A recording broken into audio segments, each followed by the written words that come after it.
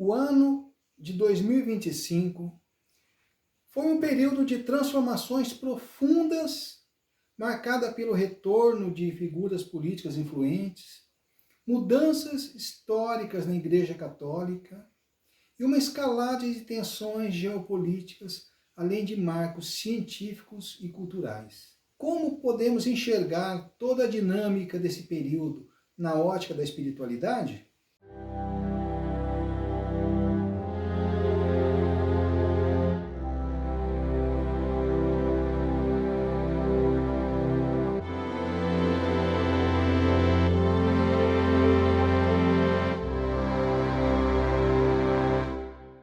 Vamos falar sobre os acontecimentos mais marcantes de 2025. No âmbito da geopolítica, tivemos o segundo mandato de Donald Trump, trazendo mudanças radicais externas nos Estados Unidos.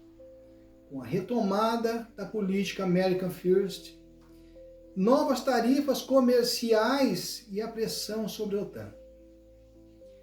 Tivemos a guerra da Ucrânia, já em seu 4º ano, houve uma tentativa de mediação no Alasca, mas foi infrutífera a tentativa. O conflito continua. Tivemos também crises no Caribe e no Oriente Médio, com bombardeios dos Estados Unidos contra alvos no Caribe, envolvendo a crise da Venezuela, e uma breve e intensa guerra de 12 dias entre Israel e Irã. Após quase 2 anos de conflito, um acordo de cessar-fogo trouxe uma trégua precária na faixa de Gaza. Embora os desafios comunitários continuam. Na religião, após a morte do Papa Francisco, o conclave elegeu o cardeal norte-americano Robert Francis Prevost, que assumiu como Papa Leão XIV, o primeiro Papa dos Estados Unidos. Também foram marcantes os protestos da geração Z, movimentos liderados por jovens que varreram países como Peru, México e Tanzânia, utilizando símbolos da cultura pop, como a bandeira da One Piece, para protestar contra a corrupção e o custo de vida. O Papa Leão XIV canonizou Carlo Acutis, tornando oficialmente o primeiro santo da geração milenial. Na ciência e tecnologia, tivemos a explosão da inteligência artificial. Na questão climática, o ano foi um dos mais quentes já registrados. O furacão Melissa devastou parte do Caribe em outubro, enquanto a Europa enfrentou incêndios florestais recordes no verão. No Brasil, Belém sediou a COP30, focada na preservação da Amazônia. Analisando esses eventos de 2025 sob a ótica da doutrina espírita, faz-se necessário que olhemos para além da superfície política e social, buscando as leis morais que regem o progresso da humanidade. Segundo o Espiritismo, vivemos o período de transição planetária, em que a Terra deixa de ser um mundo de provas e expiações para se tornar um mundo de regeneração. Assim, estamos vivendo esse momento de transição. Assim, à luz dos princípios espíritas, podemos dizer que essa polarização e esse retorno de lideranças fortes tem muito a ver com a lei de causa e efeito. O surgimento de figuras polarizadoras reflete o estado coletivo das almas encarnadas. O Espiritismo nos ensina que os governantes são, muitas vezes, o espelho da média moral do povo. Precisamos considerar também os expurgos espirituais. Allan Kardec, em A Gênese, explica que nos tempos de transição, os espíritos resistentes ao progresso moral têm sua última oportunidade de encarnação na Terra, antes de serem encaminhados a mundos mais primitivos. É o fenômeno do degredo. O que gera um clima de tensão e extremismo que observamos. Esses espíritos, encarnados em grande massa, em grande quantidade, diferente do que ocorre em períodos normais, onde esses espíritos comprometidos vêm se encarnando de uma forma mais compassada para não comprometer o avanço do planeta.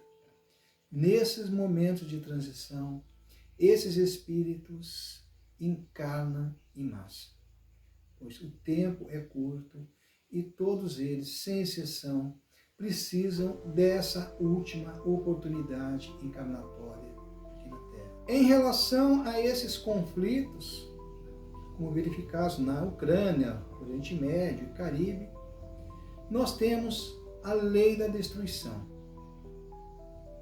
Em O Livro dos Espíritos, aprendemos que a guerra é o resultado da predominância da natureza animal sobre o espírito. O sofrimento coletivo causado por esses conflitos serve para apressar o processo, forçando a humanidade a compreender a necessidade da fraternidade por meio da dor, já que não o faz por meio do amor. E veja bem, não estou dizendo que é bom que ocorram esses conflitos. Seria melhor se já vivêssemos num mundo em paz. Mas precisamos entender que esses conflitos, ainda que indesejáveis, eles acabam por gerar esse sentimento de união entre as pessoas, que normalmente se unem mais durante as tragédias. Vale lembrar aqui um evento anterior a 2025, por óbvio, a pandemia. A pandemia teve, de um lado, um papel importante de unir as pessoas, criar um espírito de solidariedade entre as pessoas. Porém, estando nós nesse período de transição planetária e com uma incidência muito grande de espíritos comprometidos, é óbvio que nós tivemos o outro lado, que são pessoas que se aproveitaram disso para tentar instituir o caos em nosso planeta.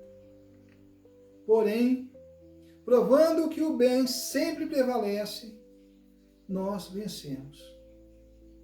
Muitas pessoas perderam a vida, fato. Foi um fato indesejável, porém, a superação da pandemia mostra a supremacia do bem sobre o mal, que o mal é passageiro. E, nesse contexto, muito aprendizado nós tivemos com ela. Assim, estamos tendo também, nesse novo período, muito aprendizado. Estamos aprendendo a nos solidarizar mais com as pessoas. Um outro fenômeno a se considerar são as provas coletivas. As vítimas desses conflitos muitas vezes passam por resgates coletivos, onde grupos de espíritos com débitos similares se reencontram para a depuração de seus passados espirituais. Há uma forte especulação sobre isso no caso do incêndio da Boate Kiss. Óbvio, uma questão anterior a 2025. Estou citando como exemplo, porque esse incêndio se criou essa especulação muito grande de que estaria a ocorrer um resgate coletivo. Isso também se dá no caso de quedas de avião e outros acidentes onde se morram muitas pessoas no mesmo incidente. Citamos também como exemplo as Torres Gêmeas. No âmbito religioso, a canonização de Carlos Acutis, um jovem conectado à tecnologia, e a eleição de um novo Papa simbolizam a tentativa das religiões tradicionais de se modernizarem. Para o Espiritismo, a tendência é que as religiões dogmáticas percam força para uma religião do Espírito, baseado na ciência, na filosofia e na moral universal, sem a necessidade de ritos exteriores. Talvez estejamos vivendo aqui a concretização dessa tendência que já era trazida por Allan Kardec. Os eventos climáticos, esse verdadeiro caos que nós estamos vivendo nesse momento, mostram o desenvolvimento da consciência de que o planeta é a nossa morada. Os desastres naturais, como o furacão Melissa ou os incêndios ocorridos predominantemente na Europa, são reflexos do desequilíbrio provocado pelo egoísmo humano. Egoísmo que é considerada pelo Espiritismo como a maior chaga da humanidade.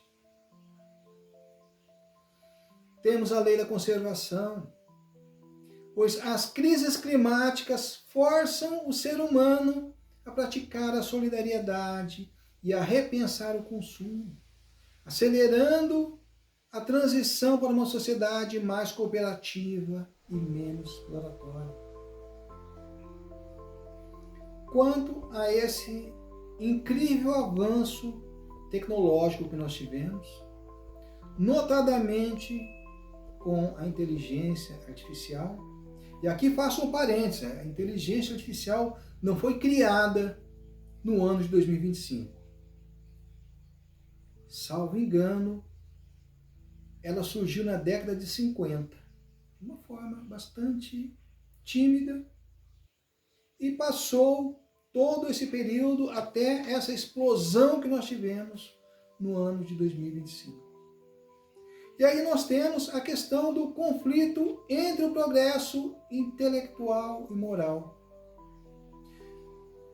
Segundo o Espiritismo, o progresso intelectual quase sempre precede o progresso moral. Ou seja, normalmente nós temos um grande avanço tecnológico para somente depois presenciarmos um grande avanço no campo da moralidade. A IA é uma ferramenta poderosa que testa o nosso livre-arbítrio, pois pode ser usada para libertar o homem do trabalho braçal e promover a cura, ou para a invigilância e a desinformação. O desafio para os próximos anos é alinhar esse salto tecnológico à ética espiritual. Concluindo, eu ressalto o papel da esperança. Embora o ano de 2025 pareça caótico, a visão espírita é otimista. Estamos atravessando o turbilhão necessário para a limpeza do nosso planeta. O aumento das crises é sinal de que as estruturas velhas estão caindo para que surja um novo, baseado na lei da justiça, amor e caridade. E você pode estar se perguntando por que em 2025 o ano parece tão conturbado se estamos caminhando para a regeneração.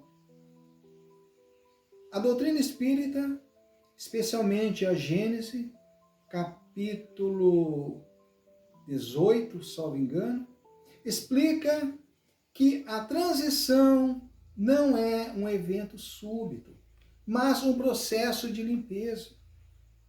Devemos considerar que o processo de expurgo dos espíritos inaptos para esse mundo de regeneração que se avizinha. E nesse particular, é natural que tenhamos esse desequilíbrio, dada a essa forte presença. É como a reforma de uma casa. Imagina que nós vamos reformar a nossa casa. Antes que ela chegue naquilo que nós almejamos, aquela casa bonita, nós vamos ter que amargar com muito entulho, muita poeira, muita sujeira, muita desordem. Mas tudo isso é necessário para atingir o fim almejado. Um exemplo que podemos citar, e hoje nós temos uma visão muito mais ampla do nosso planeta, dá a impressão que nunca tivemos tanta corrupção em nosso planeta. É uma visão equivocada, pois tivemos momentos muito piores ao longo da nossa história. Mas é como acender a luz num quarto escuro. Nós vamos mostrar toda a bagunça que estava ali, mas a escuridão não nos deixava enxergar. E somente com a luz é que nós podemos vê-lo. Esse mesmo fenômeno estamos presenciando hoje, onde a tecnologia nos traz tanta informação, faz com que tudo fique perto, tudo fique visível nesse mundo. Não podemos esquecer também que as dores coletivas servem de alavanca para o progresso do espírito. E mais uma vez eu reforço, não que desejamos o sofrimento, que desejemos a dor, não é isso. Mas não estamos num mundo cão. Deus vela por esse mundo. Nós temos o nosso governador planetário, que esteve aqui na Terra, na figura de Jesus Cristo, que vela por esse mundo. E se esses fatos acontecem, eles não estão à revelia de Deus. Mas, sabiamente, faz parte de um processo de geração, faz parte do nosso processo de tentativas e erros. E assim, sofrendo as dores dos nossos erros, nós vamos evoluindo, até chegar um momento em que nós cansemos de sofrer, e nesse momento nós vamos criar uma cultura de paz. Esses sofrimentos forçam-nos a visão de que somos uma família planetária. Chegará um momento em que nós aprenderemos a nos cuidar um do outro como irmãos. Perceberemos que, independente de religiões, independente de fronteiras, somos todos irmãos, vivendo nesse incrível planeta que se chama Terra. E nesse processo, como deve se portar o espírita? Nesse cenário, o convite do Espiritismo é que, para esse ano que se inicia e para os próximos que virão, sejamos vigilantes. Sejamos vigilantes para não entrar em sintonia com o ódio que foi implantado. A polarização política cria nuvens mentais de baixa vibração. O espírita é convidado a ser um ponto de equilíbrio e paz nesse caos. Devemos também prezar pela educação de nosso sentimento. Mais do que nunca, o conhecimento intelectual já está disponível na palma das mãos. Olha. O que o mundo carece nesse novo período é a educação do coração. É esse sentimento que a máquina não pode nos trazer. É esse sentimento que é inato do ser humano. Para finalizar, devemos considerar que todos esses fatos aparentemente negativos que inundam nosso planeta têm causas e propósitos bem definidos. As causas já falamos agora há pouco, que é a nossa baixa energia que acaba sendo o fomento de fatos ainda indesejáveis. E a forte presença de espíritos encarnados pela última vez, que frente ao iminente degredo, ao invés de buscar a sua melhora íntima, tentam frear esse processo evolutivo da humanidade. Porém, o propósito é a evolução espiritual, pois existe um propósito de evolução desses espíritos comprometidos, tendo essa nova oportunidade dada por Deus para a sua evolução.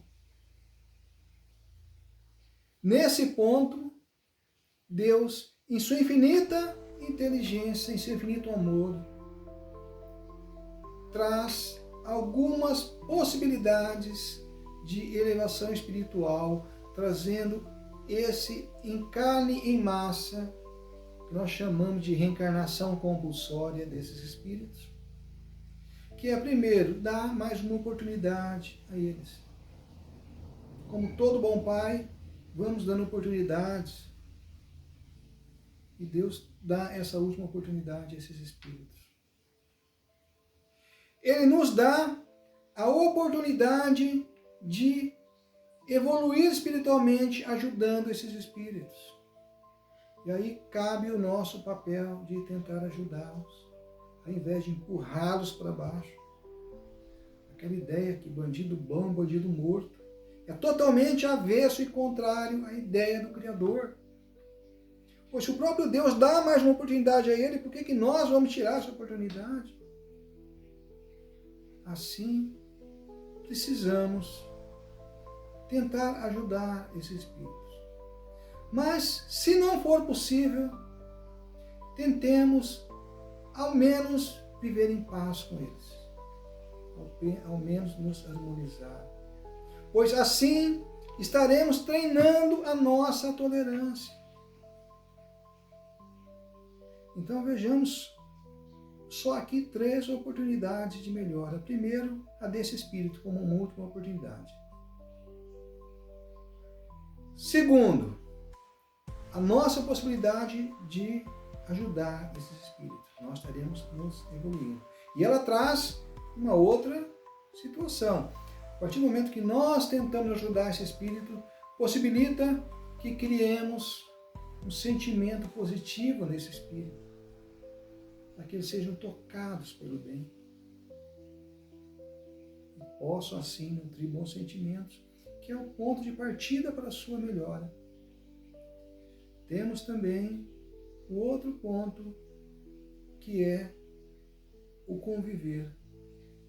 É treinar a nossa tolerância, treinar o nosso sentimento de empatia.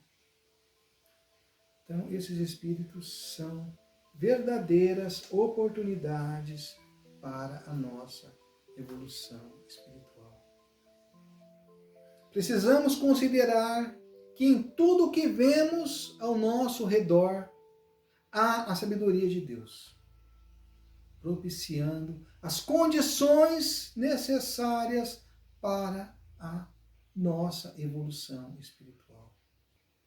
Finalizo com a citação do Livro dos Espíritos, que diz que faça mister que o mal chegue ao excesso para tornar compreensível a necessidade do bem e das reformas. É dito que aprendemos por amor ou pela dor, já que o amor não foi suficiente para a nossa melhora, há a necessidade da dor. E para que não nos sintamos confortáveis nessa dor, é necessário que ela chegue ao extremo, para aí sim nós sentirmos que precisamos melhorar. No âmbito planetário, a situação é a mesma. Vivemos em conflitos nas nossas famílias, com com vizinhos, vivemos uma vida de conflitos. Mas até aí são conflitos suportáveis. Às vezes torna-se necessário esses conflitos maiores para a gente perceber que precisamos mudar. E não dá mais para viver dessa forma. E que todo esse exemplo de 2025 possa servir para nossa reflexão e que possamos, assim, traçar uma realidade melhor a partir de agora.